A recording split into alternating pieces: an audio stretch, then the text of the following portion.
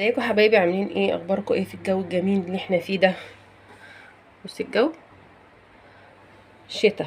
الشتا طبعا بيحب العدس، بيحب الكرنب، بيحب الحاجات اللي هي ايه اللي بتدفي دي. هنا عندنا ربع كيلو عدس او كوبايه حسب اللي انت تفضليه. هنا طماطم، 3 حبات طماطم، واحده بصل، واحده بطاطس، نص كيلو جزر، قرن فلفل حراق مش عايزاه خلاص. هنعمل ايه؟ احنا هنعمل حاجه مختلفه. الاول هنحط العدس هنا في حله، انا بحب الحله الالومنيوم. بعد كده هنطحن هنا وهحطه، هوريكم ونرجع تاني.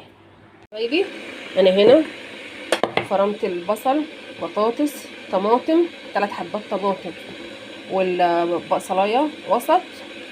وبعد كده هنبشر الجزر مع قرن الفلفل، وفي 5 فصوص توم او معلقه توم لو عندك معلقه مفرومه. ماشي، هنفرم ونحطه هنا. وبعد كده هحط ميه مغليه، انا بغلي ميه اهي عشان نحطه عليه. شوف بقى هعمل ايه كده. هنا اهي معلقه توم، هنحط على كل اللي احنا فرمناه ميه مغليه. ميه مغليه اهي من الكتل.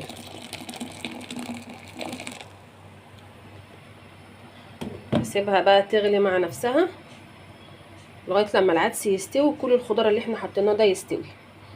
وبعد كده ابقى احط التوابل بتاعتها، ملح، كمون، فلفل اسود. العدس استوى ازاي؟ بقى طري جدا وكل المكونات عندي الخضار استوت. استنيت عليه لما يبرد شويه، بعد كده هحطه هنا في الخلاط. بص بقى عامل ازاي، احطه في الخلاط بس ريحته بقى تجنن تجنن تجنن بصراحة يعني. هنا هضربه كويس. بصي هنا هنضربه.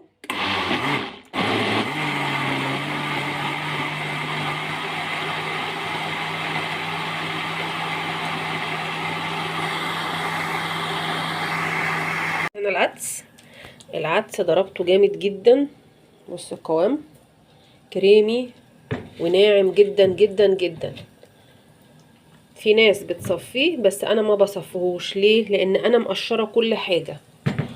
يعني انا مقشره الجزر، مقشره البطاطس، مقشره البصل، يعني كل حاجه متقشره. فانا بحب ايه احطه كده. انت حابه تصفيه صفيه براحتك. هنا انا جبت معلقه كبيره زبده او سمنه او زيت، واحمر فيها كوبايه شعريه. اسيبها تتحمر خالص، وبعد ما تتحمر يبقى لونها ذهبي زي كده احط عليها ايه العدس اللي احنا ضربناه في الخلاط. حابه تصفيه، انا مش هصفيه لان انا كل حاجه مقشراها، فمفيش قشر او تفل زي ايه ما يكون. انت حابه ما يبقاش في حاجه خالص، صفيها. هنا الشعريه ابتدت تخش ايه مرحله اللون الذهبي. المرحله اللي جايه دي بقى خلي بالك منها. ليه بقى؟ هنا هحط العدس، خلي بالك، شايفه كل ده بيطرطش، خلي بالك لا تتلسعي. ماشي، واحط برضو شويه ميه هنا في الخلاط واحطهم. لو عندك شوربه ماشي. دي بقى ايه بتبقى مرحله ايه صعبه شويه. ليه؟ لازم تقلبي كده عشان الشعريه ما تلزقش في بعضيها. هتغلي غلوه وهطفي عليها. طبعا الكاميرا هنا شربت كل الدخان. هي زي ما بقولك كده، بصي عشان ايه بتبتدي تدخن. تفضلي تقلبي كده عشان الشعريه ما تلزقش ايه في بعضيها. تفضلي تقلبي. بعد كده توطي عليها. هزودها بقى شوربه ميه المتواجد عندك. طبعا انا هحط لها الملح والفلفل والكمون بتاعها. ماشي، وطي عليها كده لانها بصي هتطرطش وهتبهدلك الدنيا، لغايه بس ما نحط لها ايه الميه او الشوربه. يا حبايبي كل ما هيقعد كل ما هيتقل، حباه يبقى بالسمك كده انت وراحتك، بس هو عايز يتخفف شويه كمان. ماشي، كل ما هيقعد كل ما بيتقل تروحي انت مخففاه شوربه او ميه، وطبعا ظابطه الملح بتاعه.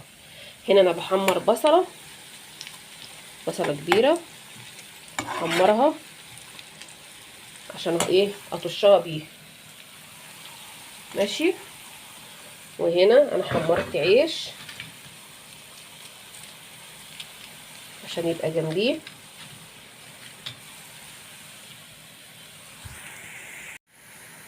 بصوا حبايبي البصله اهي ابتدت تتحمر،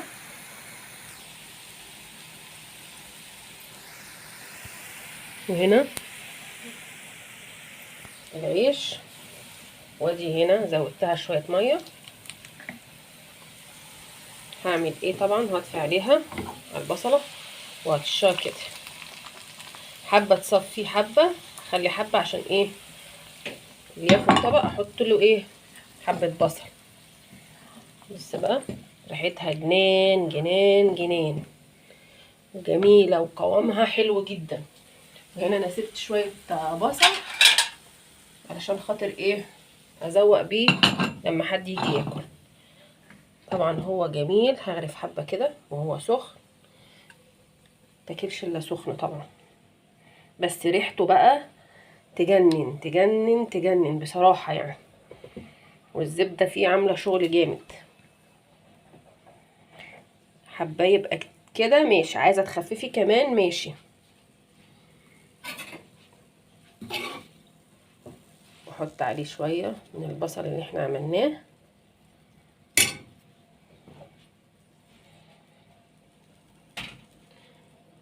اهو، ريحته جنان جنان جنان جنان.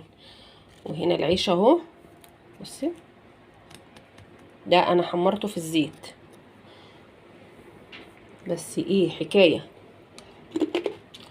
سامعه القرمشه؟ الف هنا وشفا عليكم، متنسونوش بقى في لايك وفي الاشتراك.